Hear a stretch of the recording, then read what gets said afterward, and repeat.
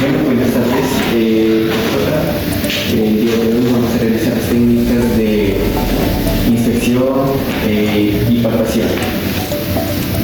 Con mi compañero Rogelio de y mi persona, José Andrés, voy a comenzar a realizar las técnicas de inspección.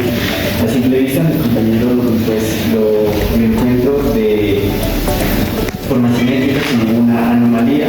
A simple vista, lo encuentro como un paciente saludable.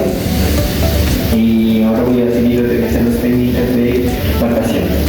Entonces comenzamos con la zona de cráneo y hacemos la palpación.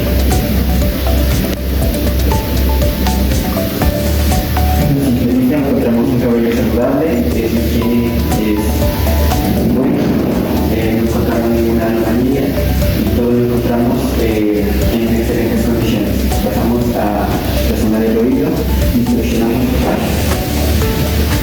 y encontramos buena permeabilidad en ambos oídos.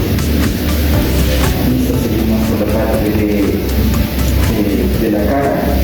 Los ojos los encontramos bien, es un color blanco, pupilas son reactivas a la luz. Seguimos por la nariz la encontramos en forma recta, perfecta, las fosas nasales están coordinadas. Ahora vamos a pasar por la parte de la boca, pero primero vamos a mirar la forma de los labios no se encuentran bien, no tienen fisuras ni laceraciones, se encuentran hidratados. Y ahora para mirar la boca en profundidad voy a utilizar este bajalenguas